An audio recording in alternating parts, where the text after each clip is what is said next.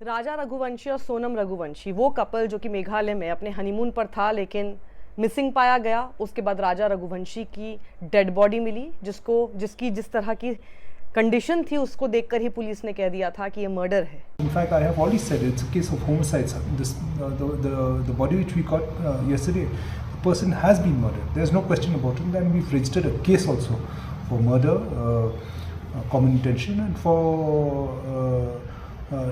destruction of evidence or non-disclosure of trying to hide since the body was thrown.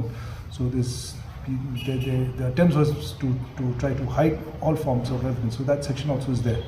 जो पत्नी थी सोनम रघुवंशी वो missing थी। लेकिन अब उत्तर प्रदेश के गाजीपुर से नया मोड़ ये आया कि सोनम रघुवंशी ने सरेंडर किया और पुलिस कस्टडी में अभी वो है। पुलिस ने और 3 असाइलेंट्स को इस वक्त पकड़ लिया है, गिरफ्तार किए गए हैं और ये सभी लोग मध्य प्रदेश के हैं। ये कपल भी मध्य प्रदेश का ही रहने वाला था। और उसके बाद अब लोगों के मन में सवाल हो रहा है कि आखिर क्यों कोई पत्नी ऐसा कृत्य करेगी, क्यों उसने ऐसा कुछ कराया। वहीं सामने एक सीसीटीवी फुटेज इस वक्त वायरल हो रही है और इसके साथ एक कयास भी वायरल हो रहा है।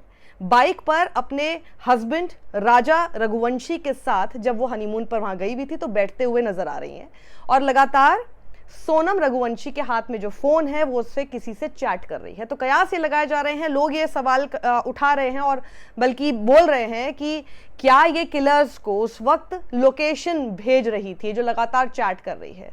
तो मुझे लगता है कि हमें शायद कयास में नहीं पड़ना चाहिए।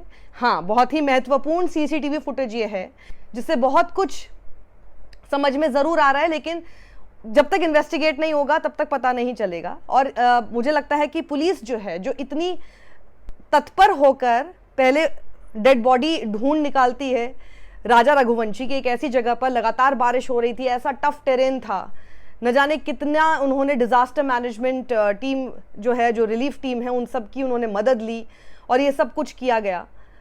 वो इतनी वेल इक्विप्ड है कि वो ये सब चीज़ें मिनटों में निकाल सकती है कि आखिर इस वक्त ये जो टाइमलाइन है, इस वक्त सोनम रघुवंशी आखिर किससे बात कर रही थी, किससे चैट कर रही थी। और जब तक कि ये लोग वहाँ स्पॉट तक पहुँचे हैं और जब तक उसकी डेथ होती है उस बीच में उसके मोबाइल से किन किन लोगों से बात हुई है, ये आराम से फिगर आउट किया जा सकता है। And I am sure police इस तरफ ज़रूर ध्यान दे रही होगी। लेकिन इतने कयास जो अभी बिना किसी इन्वेस्टिगेशन के लगाए जा रहे हैं, मुझे लगता है कि वो उसको होल्ड कर लेना चाहिए। और इसीलिए मैंने ये सवाल जो खड़ा किया है कि क्या वो किलर्स को चैट करके लोकेशन दे रही थी, क्योंकि ये सवाल सोशल मीडिया पर आप तक पहुंच रहा है। तो ये अभी सवाल ही है और ये कयास ही है, अभी तक इसके बारे में कोई पुष्टि नहीं है। We will wait for police updates on this. वहीं अब इस मामले को ज़रा समझने की कोशिश करते हैं। एक हनीमून कपल वहाँ जाता है और बताया ये जा रहा है, राजा रघुवंशी की मदर ने ये बयान दिया है कि हनीमून का तो कोई प्लान था नहीं, अचानक से बोला गया कि टिकट वहाँ की बुक हो चुकी हैं। तो हमें भी लगा कि अगर टिकट बुक हो ही चुकी हैं तो फिर चले ही जाए, कौन अब वेस्ट नहीं करना चाहेगा कोई। लेकिन ये प्लान कब हुआ वहाँ जाने का और ये सारी चीज़ें कभी भी हमारे सामने नहीं थी। ये किसने प्लानिंग की? मेघालय में ही वहाँ पर जाना है, क्योंकि जब पहली बार आपको याद होगा जब ये खबर आई थी, जब ये कपल सिर्फ मिसिंग था, उस समय ये एक बताया जा रहा था कि राजा रघुवंशी जो है वो अपने ट्रिप्स को लेके बहुत प्लानिंग हमेशा से करते रहे हैं और उस जगह पे जो कि एक इंस्टाग्राम का एक फोटो ऑप लोकेशन हो चुकी है, बहुत ही वायरल लोकेशन है, वहाँ पर अच्छी पिक्चर्स भी आए और वहाँ पर वो हनीमून अपना सेलिब्रेट करना चाह रहे थे और ये सोचकर उस स्पॉट को चुना गया। लेकिन मेघालय और वहीं पर जो किलर्स वहाँ तक पहुँचते हैं, सभी लोग मध्य प्रदेश से बिलोंग करते हैं। ये सभी लोग, क्या कनेक्शन है इन लोगों का, धीरे धीरे करके आपके सामने ये सारी अपडेट्स आएंगी। वहीं सोनम के पिता का ये कहना है, उनके परिवार का ये कहना है कि हमारी बेटी बेकसूर है, हमने ऐसे संस्कार नहीं दिए हैं। खैर, इस पर तो मैं कहना चाहूँगी कि शायद कोई भी पेरेंट्स अपने बच्चों को ऐसे संस्कार तो नहीं देते हैं कि वो अपने हस्बैंड का मर्डर करे, पर लेकिन ये अभी तक अलेजेड मर्डर है। अभी क्या चीज़ सामने आई है, क्या सारी इन्वेस्टिगेशन में चीज़ें सामने आती हैं, वो भी देखने वाली बात है। तो अभी वो आरोपी कहलाई जा सकती हैं। लेकिन संस्कार की जहाँ तक बात है, मुझे नहीं लगता कि कोई भी अपने बच्चों को ये संस्कार देता है ना कि आप मर्डर कर देना अपने हस्बैंड का।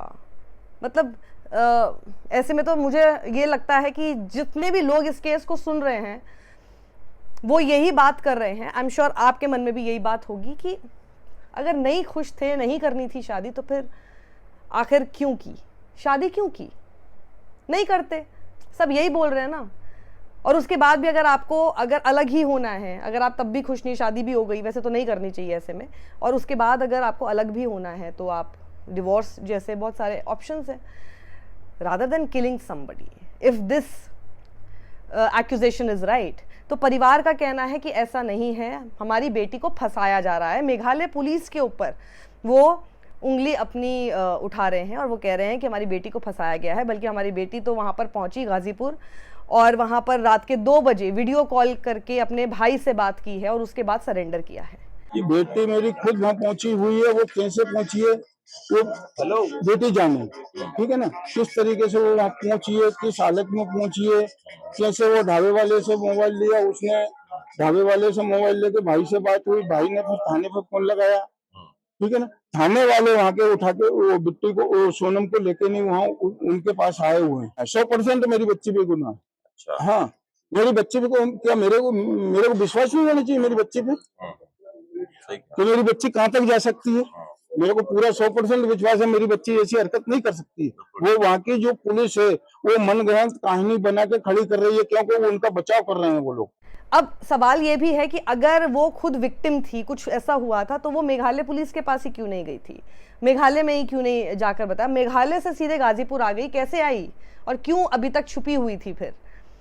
तो ये बहुत सारे सवाल हैं जिसके क्योंकि जवाब नहीं मिल रहे हैं, इसीलिए सब ये पूछ रहे हैं कि फिर वाइफ ने सरेंडर भी क्यों किया है अगर उसने कुछ नहीं किया है। वही मैं आपको बताना चाहती हूँ कि देखिए, राजा रघुवंशी, जिनकी माँ, हम मान सकते हैं, समझ सकते हैं कि आखिर किस दौर से वो गुजर रही होंगी, वो क्या कहती हैं।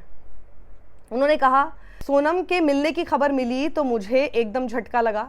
जब मैंने सोनम को देखा तो उसके शरीर पर एक भी खरोंच नहीं थी। अगर उसे किसी ने मारा या किडनैप किया होता तो कुछ तो होता उसके साथ। मुझे बहुत बेचैनी होती है। रात को मैं अपने बेटे की फ़ोटो के सामने बैठती हूँ। मैं उससे कहती हूँ, जिसने भी तेरे साथ गलत किया है उसे ढूंढ के ला बेटा। मुझे ऐसा महसूस होता है कि वो मुझसे बात करता है। जब मैं दुखी होती हूँ तो वो भी दुखी होता है, मुझे उसका एहसास होता है।